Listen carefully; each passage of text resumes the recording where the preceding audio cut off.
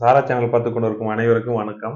இந்த வீடியோவில் lining cloth, blouse துணி இந்த 2 கிளாத்துமே வந்து நாம் இப்போ கற்றுக்க போகும்போது அதை எப்படி பயன்படுத்தணும், அதாவது எப்படிலாம் மடிக்கணும், அது எதனால் மடிக்கிறோம், அதனுடைய அளவுகள் எப்படி இருக்கணும் அப்படிங்கிற ஒரு முழு விளக்கமும் வந்து இந்த வீடியோவில் அவங்க சொல்லியிருப்பாங்க.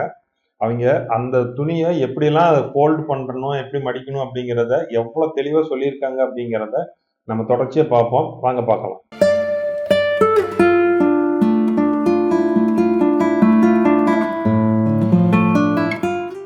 ஹாய் ஃப்ரெண்ட்ஸ், எல்லாருக்கும் வணக்கம். விடாமல் நம்மளுடைய சாரா சேனலில் டெய்லரிங் கிளாஸ், அதாவது ஸ்டார்ட்லிங்லேருந்து பார்த்துட்ருப்பீங்க அப்படின்னு நான் நம்புகிறேன். அதே மாதிரி நிறைய பேர் பார்த்துட்டு நிறைய கமெண்ட்ஸ், என்னுடைய ரெக்வஸ்ட்டுக்கு தகுந்த மாதிரி நீங்கள் நிறைய கமெண்ட்ஸ் எனக்கு கொடுத்துட்ருக்கீங்க. அதே மாதிரி எனக்கு சப்போர்ட் பண்ணுற மாதிரி, பூஸ்டப் கொடுக்குற மாதிரியான கமெண்ட்ஸ் தான் கொடுத்துட்ருக்கீங்க. நான் உங்களுக்கு ஃபஸ்ட்டு தேங்க் பண்ணிக்கிறேன். அதே மாதிரி இப்போ கண்டினியூஸாக நம்ம பார்க்குறது எல்லாமே வந்து பேசிக்கான ஒரு டெய்லரிங்க்கு தேவையான விஷயங்கள் தான். இதெல்லாம் தெரிஞ்சுக்கிட்டா தான் நம்ம வந்து ஒரு அவுட்புட் வந்து நல்ல விதமாக நம்ம கொடுக்க முடியும். ஏன்னா பேசிக்கில் வந்து எப்போவுமே நம்ம சொல்கிறது என்னென்னா, ஒரு கட்டடம் அப்படின்னாலுமே பேஸ்மெண்ட் தான் நமக்கு வந்து ரொம்ப இம்பார்ட்டன்ஸ். அதே மாதிரி அதில் எவ்வளோ நம்ம எஃபோர்ட் போட்டு கற்றுக்குறோமோ அதுதான் உங்களுக்கு பின்னாடி வர எல்லா விஷயங்களுக்குமே சப்போர்ட் பண்ணும். அதனால நம்ம இது வந்து பிகினர்ஸுக்கான வீடியோஸ் அப்படின்னாலுமே எக்ஸ்பீரியன்ஸ் ஆனவங்க பார்க்கக்கூடாதுங்கிறதெல்லாம் கிடையாது. எல்லாத்துக்குமே இது வந்து தெரிஞ்சுக்காத ஒரு சின்ன டிப்ஸ் இருந்தால் கூட அது நமக்கு யூஸ்ஃபுல் தான். ஏன்னா டெய்லரிங்கை பொறுத்த வரைக்கும் இப்போல்லாம் நான் பார்க்குற விஷயங்கள் எல்லாமே பார்த்தீங்க அப்படின்னா, நம்மளையும் மீறி நிறையா விஷயங்கள் வந்து யூடியூப்ல வந்து நம்ம பார்க்குறோம். அப்போ தான் நமக்கே தெரியுது, நமக்கு தெரிஞ்ச விஷயமா இருந்தாலுமே அதை நம்ம சொல்லணுங்கிற எண்ணம் நமக்கு வராமல் போயிடுது. அப்போ இதெல்லாம் சொன்னாதான் உங்களுக்கு யூஸ்ஃபுல்லாக இருக்கும் அப்படிங்கிறது தான் மெயினான ஒரு விஷயம். நான் ஏற்கனவே சொல்லியிருக்கேன், டவுட்ஸ் அப்படிங்கிறது நீங்கள் கேட்கும்போது மட்டும்தான், அதற்கான விளக்கங்கள் கொடுக்கும்போது தான் எங்களுடைய நாலேஜுமே இம்ப்ரூவ் ஆகும். அதுதான் பேசிக்கான ஒரு விஷயம். எந்த ஒரு விஷயமுமே நம்ம கற்றுக்கிட்டு நம்ம செய்யறது கரெக்ட் அப்படின்னு நம்ம நினச்சிட்டு இருப்போம். ஆனால் ஒருத்தருங்க டவுட்ஸ் கேட்கும்போது அது நமக்கு அதுக்கான ஒரு கிளாரிட்டி நம்மளால கொடுக்க முடியல அப்படின்னா நம்ம கற்றுக்கிட்ட விஷயம் வந்து முழுமையாக நம்ம கற்றுக்கல அப்படிங்கிறது தான் அர்த்தம். அதனால நீங்க கேட்குற சந்தேகங்களுக்கு வந்து என்னால விளக்கம் கொடுக்க முடியும் அப்படின்னா தான் நான் வந்து ஒரு பெஸ்ட் டீச்சரா இருக்க முடியும். அப்போ நீங்க கேட்குற எந்த ஒரு டவுட்ஸா இருந்தாலுமே அந்த ஸ்பாட்ல நான் உங்களுக்கு அதுக்கு ஆன்சர் பண்ணணும். அந்த அளவுக்கு நம்மளுடைய நாலேஜை வந்து நம்ம இம்ப்ரூவ் பண்ணணும். இது எனக்கா இருந்தாலும் பொருந்தும், உங்களுக்கா இருந்தாலுமே பொருந்தும். அதனால நம்ம எப்பவுமே ஒரு விஷயத்த கத்துக்கும் போது நம்ம கத்துக்கிட்டோம் எல்லாமே அப்படிங்கிற அந்த ஒரு திருப்தி எப்பவுமே இருக்கக்கூடாது. ஏன்னா இன்னுமே அதுல ஏதாவது சேஞ்சஸ் இருக்கும், இன்னுமே ஏதாவது அதுல சில விஷயங்கள் வரும். அதனால அதை நம்ம அப்பப்போ அப்டேட் பண்ணிக்கணும் அப்படிங்கிறது தான் ரொம்ப முக்கியமான விஷயம். அதனால நம்ம என்னைக்குமே வந்து எல்லாமே நமக்கு தெரிஞ்சிச்சு, நம்ம இதைத்தான் நம்ம சொல்லி கொடுக்கணும் அப்படிங்கிறது இல்லை. நமக்கு நல்ல விஷயங்கள் யாராவது சொன்னாலும் அதையும் சேர்த்துக்கிட்டு நம்ம சொல்லும் போது மட்டும்தான் உங்களுக்குமே வந்து அது யூஸ்ஃபுல்லா இருக்கும்.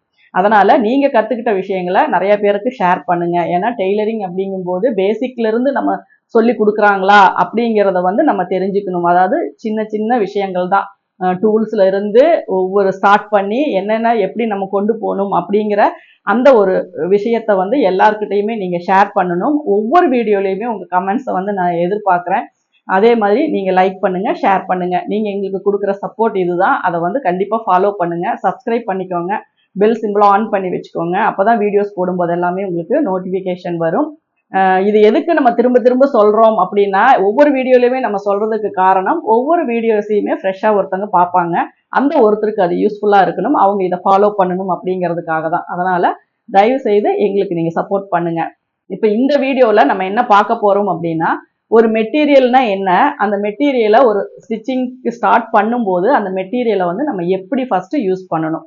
இப்போ ஒரு ஃபோல்டு, இப்படி ஒரு துணியை வந்து நமக்கு இப்படி ஃபோல்ட் பண்ணி நம்மக்கிட்ட ஒரு துணியை கொண்டு வந்து தைக்கிறதுக்காக நம்மக்கிட்ட கொடுத்துருவாங்க. அல்லது நம்ம ஷாப்ல இருந்து வாங்கும் போதும் நமக்கு இப்படி தான் வந்து நமக்கு ஒரு ஃபோல்டிங்கில் ஒரு துணி கொடுப்பாங்க. இது நம்ம லாஸ்ட் வீடியோ பார்த்துருந்தீங்கன்னா உங்களுக்கு தெரியும், ஒரு துணியை வந்து நம்ம எந்த அளவுக்கு கால்குலேஷன் பண்ணி எப்படி வாங்கணும் அப்படிங்கிறது. அது துணியாக இருந்தாலும் சரி, லைனிங் மெட்டீரியலாக இருந்தாலும் சரி, நம்ம எப்படி கால்குலேஷன் பண்ணி அதை வாங்கணும் அப்படிங்கிறத நீங்கள் பார்த்துருப்பீங்க. சப்போஸ் அதை பார்க்கல அப்படின்னா வரிசையா நீங்க பார்த்தீங்க அப்படின்னா தான், மார்ச் 2 இருந்து ஸ்டார்ட் ஆகும் இந்த வீடியோ. அதை வந்து கண்டினியூஸா நீங்க பார்த்துட்டே வரும்போது தான் நீங்க வந்து ஃபுல்லா ஒரு ஆன்லைன் கிளாஸ்ல நீங்க ஜாயின் பண்ணி கத்துக்கிற மாதிரியான ஒரு ஃபீல் வந்து உங்களுக்கு வரும். நிறைய விஷயங்கள் நீங்க தெரிஞ்சுக்க முடியும். அதனால தான் திரும்ப திரும்ப சொல்றோம், யூஸ்ஃபுல்லான இருக்க விஷயங்கள் தான். ஏன்னா இது நிறைய விஷயங்கள் வந்து எங்களுக்கு வந்து சேர்றதுக்கே எங்களுக்கு லேட் ஆகும். நாங்க கத்துக்கிட்ட காலத்துல எல்லாம் எந்த ஒரு பேசிக் நாலேஜுமே ஸ்டிச்சிங்கை பத்தி எங்களுக்கு கிடையாது. அப்போ நாங்களா எங்களுக்கா தெரிஞ்ச விஷயங்களை வந்து கேதர் பண்ணி பண்ணி பண்ணி பண்ணி தான் இப்ப கிட்டத்தட்ட இவ்வளோ வருஷமா இதுல நம்ம வந்து டிராவல் பண்றோம். அப்போ அந்த மாதிரி இருக்கும்போது சின்ன சின்ன நுணுக்கமான விஷயங்களுமே நீங்க தெரிஞ்சுக்கோங்க. நீங்க 2-3 பேரு ஒரு டெய்லரிங் கிளாஸ் இந்த மாதிரி எல்லாம் இருக்கிற இடத்துல நீங்க ஒருத்தருக்கு ஒருத்தர் இதை பத்தி பேசி ஷேர் பண்ணும்போது தான் உங்களுக்கும் நிறைய விஷயங்கள் வந்து ஒரு கிளாரிட்டி வரும். இப்போ நம்ம கிளாத் ஒரு 1 மீட்டரோ இல்ல 80 சென்டிமீட்டரோ அப்படின்னு சொல்லிட்டு நம்ம வந்து வாங்கிட்டோம். இப்ப நம்ம கிட்ட பிளைனா ஒரு கிளாத்தை வந்து நம்ம கிட்ட கொடுத்துட்டாங்க. இப்ப இந்த கிளாத்தை நம்ம இப்படி ஓபன் பண்ணி போட்டுட்டோம். இப்ப இந்த கிளாத்தை வந்து நம்ம எந்த மெத்தட்ல நம்ம இதை கட்டிங்காக நம்ம யூஸ் பண்ண போறோம் அப்படிங்கறத தான் முதல்ல தெரிஞ்சுக்க போறோம். இப்ப இது வந்து ஒரு ஓப்பன் மெட்டீரியல். இப்ப நான் வந்து டபுளா இல்லாம இப்படி சிங்கிளா நான் விரிச்சு போட்டேன். இப்ப இதை எப்படி நம்ம ஃபோல்டு பண்ணணும் அப்படின்னு உங்களுக்கு தெரியணும். இப்போ அது தெரிஞ்சுக்கிறதுக்கு முன்னாடி ஒரு மெட்டீரியல் அப்படிங்கும் போது ஒருத்தங்க நெய்யும் போது அதை எப்படி நெய்யறாங்க அப்படிங்கிறத நம்ம தெரிஞ்சுக்கணும். அது வந்து வார்பு வெஃப்ட் அப்படிங்கிறத போடுவாங்க. அதாவது நீல வாக்குல ஒரு நூல் போகும், குறுக்க வாக்குல ஒரு நூல் போகும். அந்த குறுக்க வாக்குல போற நூல் வந்து நமக்கு என்ன ஆகும் அப்படின்னா இப்படி நம்ம இழுக்கும் போது இது செல்வெஜ்ன்னு சொல்லுவோம் இந்த கரப்பகுதியை. சரிங்களா? இது வந்து செல்வெஜ். இது வந்து பாத்தீங்கன்னா ரொம்ப திக்கா இருக்கும், நூல் வந்து பிரியாது. நம்ம இந்த சைடு பாத்தீங்கன்னா கட் பண்ணி கொடுப்பாங்க. சரிங்களா? இது வந்து பிரியாத ஒரு சைடு. இதை தான் நம்ம செல்வெஜ்ன்னு நம்ம சொல்லுவோம். இந்த செல்வெஜ் அப்படிங்கிறது நீங்க வாங்குற எல்லா மெட்டீரியல்லுமே இருக்கும். சரிங்களா? இதுல பிசுறு வர மாதிரி இருக்கும், இதா இருக்கும், எல்லாமே எந்த டைப்பா இருந்தாலுமே கொஞ்சம் இந்த இடத்துல பாத்தீங்கன்னா நமக்கு திக்கா இருக்கும். இந்த துணி இந்த இடத்துல பிரியாது. அதே மாதிரி இந்த சைட்ல பாத்தீங்கன்னா கட் பண்ணி தருவாங்க. அப்போ இது வந்து நமக்கு நீளம். இந்த செல்வேஜ் வர்ற பகுதி வந்து நமக்கு நீல வாக்குல வர்றது. அதுவே இப்படி வர இந்த சைட்ல இருக்கிறத வந்து குறுக்கு வாக்குல இருக்கிறத நம்ம கட் பண்ணுவோம். அதுதான் நமக்கு வெஃப்ட். சரிங்களா? இப்போ இதுல பாத்தீங்கன்னா நம்ம இப்படி வார்பா வர்றது வந்து நமக்கு எக்ஸ்பெண்ட் ஆகாது. சரிங்களா? இப்படி வர்றது நமக்கு வந்து இழுக்கும் போது துணி வந்து எக்ஸ்பெண்ட் ஆகும். இப்படி துணி பாத்தீங்கன்னா கேப் வரும். இப்படி இப்படி இழுக்கும் போது நமக்கு நீளமா இருக்கிறதுல வந்து பாத்தீங்க அப்படின்னா துணி வந்து எக்ஸ்பெண்ட் ஆகும். அதுவே இப்படி குறுக்க வாக்குல இருக்கிறது பாத்தீங்கன்னா துணி வந்து எக்ஸ்பெண்ட் ஆகாது. அப்ப அதுல நம்ம என்ன தெரிஞ்சுக்கிறோம் அப்படின்னா நம்ம உடம்புல ஒரு துணி போடும்போது நம்ம பாடிக்கு தகுந்த மாதிரி அது பிளெக்சிபிளா இருக்கணும். அப்போ நம்ம இப்படி நீல வாக்குல நம்ம போட்டோம் அப்படின்னா நம்ம உடம்புல வந்து இந்த கரைப்பகுதியை தான் ஒன்னா வச்சு இப்படி நம்ம ஃபோல்டு பண்றோம். சரிங்களா? அப்படி பண்ணும்போது இந்த பிளவுஸுக்கான லென்த் பாத்தீங்கன்னா இப்படி நம்ம போடுவோம். அப்ப இந்த பிளவுஸ் நம்ம வேர் பண்ணும்போது நம்ம முதுகுல இப்படி பதிஞ்ச மாதிரி இருக்கும். அப்ப என்ன ஆகும் அப்படின்னா நம்மளுடைய கை உடம்புனுடைய மூவ்மெண்ட்டுக்கு தகுந்த மாதிரி இந்த துணி வந்து உங்களுக்கு எக்ஸ்பெண்ட் ஆகும். சப்போஸ் அதையே இதை வந்து என்ன பண்றீங்கன்னா இப்படி குறுக்க போட்டீங்கன்னு வச்சுக்கோங்க. இந்த செல்வேஜை வந்து கீழே வச்சிருக்கோம். கீழே வச்சுட்டு இதுல வந்து நம்ம பேக் கட் போட்டோம் அப்படின்னா அப்படியே இழுத்து பிடிச்சி மூச்சு விட முடியாத மாதிரி நமக்கு வந்து அப்படியே இறுக்கமா இருக்கும். அது கைக்கா இருக்கட்டும், பாடிக்கா இருக்கட்டும், எந்த ஒரு ட்ரெஸ்ஸுக்கா இருந்தாலுமே நமக்கு என்ன ஆகும் அப்படின்னா ஒரு மூவ்மெண்ட் வேணும், கையை அசைக்கணும் அப்படிங்கும் போது எல்லாமே நம்ம யூஸ் பண்ற மெத்தட் என்ன அப்படின்னா இதை வந்து துணியை வந்து எப்பவுமே நம்ம நீல வாக்குல போடணும். இப்படி நம்ம ஃபோல்டு பண்ணணும். அதாவது இந்த கரைப்பகுதியும் ஒன்னா வச்சுதான் நம்ம எந்த ஒரு ட்ரெஸ்ஸுக்கா இருந்தாலும் நம்ம வந்து இப்படி ஃபோல்ட் பண்ணணும். அப்போ இதுல வந்து நம்ம பேக் தட்டு கிராஸா வேணும் அப்படின்னா நல்லாவே எக்ஸ்பெண்ட் ஆகிற மாதிரி நீங்க ஃபுல் கிராஸ் போட்டுக்கலாம். யோக்கு பிரச்சனை கிடையாது. அது நம்ம டபுள் லேயரை கொடுத்து அடிச்சு திருப்புறோம். நமக்கு மெயினான போர்ஷன் என்ன அப்படின்னா பேக்கு, ஃப்ரண்ட், ஸ்லீவ். இது மூணுமே வந்து முடிஞ்ச வரைக்கும் நம்ம லைனிங்ல வந்து ஸ்ட்ரெயிட்டா தான் நம்ம போடணும். லைனிங்ல ஸ்ட்ரெயிட்டா போட்டுட்டு நம்ம மெயின் கிளாத்ல எப்படி வேணாலும் போடலாமா அப்படின்னா அப்படி போடக்கூடாது. துணி பத்தாம இருந்தாலும் எப்படி இருந்தாலுமே இதை எப்படி நம்ம வெட்டி இருக்கிறோமோ அதே பொசிஷன்ல தான் நம்ம மெயின் கிளாத்லயும் வெட்டணும் அப்படின்னா மட்டும்தான் நமக்கு வந்து கம்ப்ளைண்ட் வராது. இல்லாட்டினா லைனிங்கும் மெயின் கிளாத்தும் ஒட்டலை, ஒன்று வார்பில் இருக்கு ஒன்று வெஃப்ட்ல இருக்கு அப்படின்னா துணி வந்து ஒன்று இது வந்து துணி உடம்பு வந்து இப்படி எக்ஸ்பெண்ட் ஆகும், மேலே இருக்க துணி இப்படி எக்ஸ்பெண்ட் ஆகும். அப்போ உடம்புல அசைக்கும் போது என்ன ஆகும்னா மேல் துணி ஒரு பக்கம் இழுக்கும், உள் துணி ஒரு பக்கம் இழுக்கும், ஒன்று ஒட்டாது. இது வந்து நம்ம தைக்கிறவங்களையோ மற்றவங்களையோ நம்ம குறை சொல்ல முடியாது. லைனிங் வந்து நம்ம விருப்பப்படி நம்ம வாங்கிடுவோம். ஆனால் சாரியில் வர அட்டாச்சு பிளவுஸோ இல்லை மற்ற மெட்டீரியலோ அதுல என்ன கொடுத்துருக்காங்களோ அதுதான். அப்போ அதுக்கு தகுந்த மாதிரி நம்ம இங்க அட்ஜஸ்ட் பண்ண முடியுமா, அங்க அட்ஜஸ்ட் பண்ண முடியுமான்னு வச்சுதான் நம்ம வெட்ட முடியுமே ஒழிய, இதை எப்படி நான் வெட்டினேனோ அதே பொசிஷன்ல தான் அதை வச்சு வெட்டுவோம் அப்படின்னு நம்மளால பண்ண முடியாது. அது வந்து ஒரு நம்ம சாரியில அட்டாச்சு பிளவுஸா வர்றதுல எப்படினாலும் எப்படி வருதோ அப்படிதான் தைக்கணுங்கிற மாதிரியான ஒரு கட்டாயத்துக்கு தான் நம்ம போவோமே ஒழிய கரெக்டான ஒரு ஃபிட்டிங்ல நம்ம பண்ண முடியாது. இதுவே நம்ம துணி வந்து இப்ப லைனிங் நான் 1.25 எடுத்திருக்கேன் அப்படின்னா, மெயின் கிளாத் நான் 1.25 எடுத்திருக்கேன் அப்படின்னா, நம்ம இதுல எப்படி கட் பண்றோமோ அதே பொசிஷனை அதுல வச்சு நம்ம கட் பண்ணிக்க முடியும். நம்ம வந்து அதை வந்து மாத்த தேவை கிடையாது. ஆனா இப்ப இருக்கிற சூழ்நிலையில நிறைய கம்ப்ளைண்ட் வர்றதுக்கு ரீசன் அதுதான். மெயின் கிளாத்தும் உள்ள இருக்க லைனிங்கும் ஒரே டைரக்ஷன்ல இருந்தா மட்டும்தான் நமக்கு எக்ஸ்பெண்ட் ஆகாம ரெண்டும் ஒரே மாதிரி எக்ஸ்பெண்ட் ஆகும்போது அது நல்லா இருக்கும். இல்லாட்டினா தனித்தனியா தான் நமக்கு தெரியும், ஒட்டலை தனித்தனியா தூக்கிட்டு இருக்கிற மாதிரி இருக்கு அப்படின்னு தான் வரும். இது ஒரு சிலர் சொன்னா புரிஞ்சுக்குவாங்க, ஒரு சிலருக்கு வந்து இல்ல அது தைக்கிறதுலதான் மிஸ்டேக் அப்படிம்பாங்க. அது ஒரு சில விஷயங்கள் வந்து நம்ம எப்படியுமே அதை வந்து காம்ப்ரமைஸ் பண்ணி தான் ஆகணும், அதை புரிஞ்சுட்டு நம்ம அட்ஜஸ்ட் பண்ணி தான் ஆகணுமே ஒழிய நம்ம வந்து அதனுடைய காரணம் என்ன அப்படிங்கிறத நம்ம தெரிஞ்சுக்கணும். அதுக்கு நம்ம யூஸ் பண்ற இதுதான். இது வந்து ஸ்ட்ரைட்டா போறது வந்து நமக்கு வார்பு, கிராஸா போறது வந்து வெஃப்ட். அப்போ ஒரு துணியை நம்ம வாங்கும் போது அதனுடைய கரைப்பகுதி தான் நீல வாக்குல நம்ம வைப்போம். சுடிதாருக்கா இருந்தாலும் சரி, லாங் கவுனுக்கா இருந்தாலும் சரி, பிளவுஸுக்கா இருந்தாலும் சரி. இப்ப ஸ்லீவே நம்ம கட் பண்றோம்னா இப்படி கட் பண்றதுதான் ப்ராப்பரான ஒரு மெத்தடு. ஆனா இப்ப லைனிங் வந்து சுடிதாருக்கு கொடுக்கும்போது நம்ம எப்படி வெட்டுறோம் அப்படின்னா, இங்க நெக் பீஸ் வெட்டினது போக இதுல என்ன வருதோ அதுதான் நம்ம ஸ்லீவ் வெட்டுறோம். சுடிதார் வந்து ஒரு லூஸ் கார்மெண்ட் அப்படிங்கறனால அது பிரச்சனை கிடையாது, கொஞ்சம் லூஸா தான் போடுவோம், அது வந்து ஃபிட்டிங்கா போட மாட்டோம், அதனால அது கொஞ்சம் நமக்கு பிரச்சனை கிடையாது, அதனால அது வெட்டிக்கலாம். ஆனா பிளவுஸ் எல்லாம் நம்ம டைட்டா போடுவோம். டைட்டா போடுற எந்த ஒரு ட்ரெஸ்ஸுக்குமே ஸ்ட்ரெயிட் போட்டு கட் பண்ணீங்க அப்படின்னா மட்டும்தான் அது வந்து உங்களுக்கு ஃபிட்டிங் வந்து நீட்டா வரும். ஆனா இப்போ நம்ம ஒரு சில விஷயங்கள் என்ன பண்ணுவோம் அப்படின்னா, லைனிங் வந்து கரெக்டான ப்ரொசீஜர் படி நீங்க ஃபாலோ பண்ணி கட் பண்ணிடுறீங்க.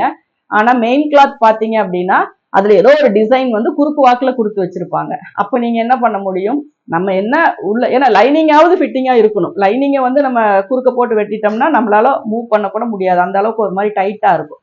உடம்ப வந்து நம்ம அசைக்க கூட முடியாத அளவுக்கு என்ன இழுத்து பிடிச்ச மாதிரி இருக்கும். அதனால நம்ம மெயின் கிளாத் அந்த அந்த மெயின் கிளாத்ல என்ன டிசைன் இருக்கோ அது ஸ்லீவுக்கு எங்க வரணும், பேக் எங்க வரணும், நெக் எங்க வரணும்னு அவங்களே ஆல்ரெடி ஃபிக்ஸ் பண்ணிருப்பாங்க. அது கரெக்டான பொசிஷன்ல எல்லாம் இருக்காது, அது அன்ஈவனா தான் ஒவ்வொரு பக்கம் கொடுத்துருப்பாங்க. அதுக்கு தகுந்த மாதிரி தான் வச்சு நம்ம கட் பண்ணிக்க முடியும். அப்போ நீங்க ஒரு கிளாத் வாங்குறீங்க அப்படின்னா அது எந்த விதத்துல நீங்க யூஸ் பண்ணணும் அப்படிங்கிறத நீங்க தெரிஞ்சுக்கணும். ஓப்பனா கொடுக்குற ஒரு மெட்டீரியல், அதுல ஸ்ட்ரைட்டா வர்றது செல்வேஜ் எங்க இருக்கு, நம்ம எப்படி போட்டு கட் பண்ணணும் அப்படிங்கிறத நம்ம தெரிஞ்சுக்கணும். நீல வாக்குல தான் பேக்கு ஃப்ரண்ட், ஸ்லீவும் இப்படி போட்டு தான் நம்ம ஃபோல்டு பண்ணி தான் கட் பண்ணணும். சரிங்களா? அப்படி பண்ணும்போது தான் அது ஒரு ப்ராப்பரான ஒரு கட்டிங்கா வரும். மற்றபடி நம்ம நினைக்கிற மாதிரி இப்ப துணி பத்தல அப்படின்னா நம்ம என்ன பண்ணுவோம், பேக்கை இப்படி குறுக்க போட்டு கூட நம்ம வெட்டிக்கிறோம். ஆனா அது கரெக்டான ஒரு மெத்தட் கிடையாது. ஆனா ப்ரொசீஜர் அப்படிங்கிறது ஒண்ணு இருக்கு அப்படின்னா நம்ம டெய்லரிங்ல யூஸ் பண்ண வேண்டியது எல்லாம் ஸ்ட்ரெயிட் வைஸா போட்டு கட் பண்றது தான். லென்த் வைஸ் மெஷர்மெண்ட்ஸ் பூராவுமே ஸ்ட்ரெயிட்ல தான் நம்ம பண்ணணும். இது வந்து செல்வேஜ், இதை வந்து நம்ம புரிஞ்சுக்கணும். செல்வேஜ்னா என்ன அப்படின்னா இந்த கரைப்பகுதி, இந்த நம்ம இந்த கட் பண்ணி எடுக்கிறது வந்து குறுக்க கட் பண்றது, இது வந்து நீல வாக்குல இருக்கும். சாரிக்கா இருந்தாலுமே இருக்கும். எல்லாத்துக்குமே இந்த செல்வேஜ் அப்படிங்கிறது அது அந்த நெய்யும் போது அவங்க அந்த ரெண்டு சைட்லயும் கொடுக்குற ஒரு கிரிப்பு.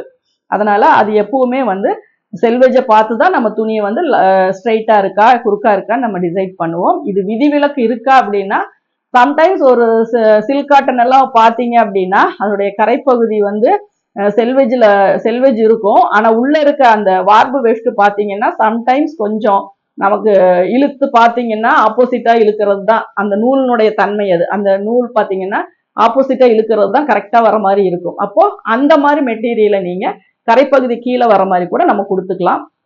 மேக்சிமம் சாரீஸ்ல வர்றது எல்லாமே நம்ம கரைப்பகுதி பார்டர் கொடுத்துறதுனால கரைப்பகுதி கீழே வர மாதிரி கொடுத்துதான் நம்ம வந்து கட் பண்றோம். அதனால பேசிக்கான விஷயம், ஒரு துணியை நம்ம வாங்கிட்டு வந்துட்டோம்னா அது எந்த கணக்குல அளக்குறாங்க அப்படின்னா இந்த செல்வேஜை தான் உங்களுக்கு அளந்து கொடுப்பாங்க.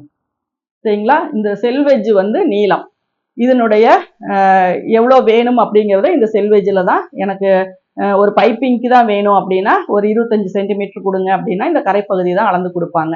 ஒரு 50 சென்டிமீட்டர் கொடுங்க, 80 சென்டிமீட்டர் கொடுங்க, 1 மீட்டர் கொடுங்க அப்படின்னா இதை தான் நம்ம அளந்து கொடுக்குறோம். இதுவே ஒரு லாங் கவுன் வாங்கும் போது வித்து வந்து அதிகமா தேவைப்படும். அப்போ நம்ம என்ன பண்றோம் அப்படின்னா, இப்ப இந்த மாதிரி மிக்சிங் லைனிங்க்கு பாத்தீங்க அப்படின்னா இவ்வளோ அகலம் வருது இல்லைங்களா? இதுவே கேம்பிரிக் காட்டனுக்கு பாத்தீங்கன்னா இவ்வளவுதான் வரும். அப்ப கிட்டத்தட்ட இதுல வந்து ஒரு 20 சென்டிமீட்டர் பக்கம் அகலமே நமக்கு வந்து கம்மியா கிடைக்கும். அந்த மாதிரி வர்றதுக்கெல்லாம் நம்ம 1 மீட்டர் எடுக்கிற இடத்துல 1.10 1.25 தான் நம்ம எடுத்தாகணும். இதுவே மிக்சிங் லைனிங் பாத்தீங்கன்னா இந்த அகலம் வந்து ஃபோல்டு பண்ணும்போது அதிகமா தெரியும். இப்ப இதுவே எவ்வளவு வரும் அப்படின்னா ஒரு 36 வரும், 44 வரும், 54 வரும், 60 கூட வரும் வித்.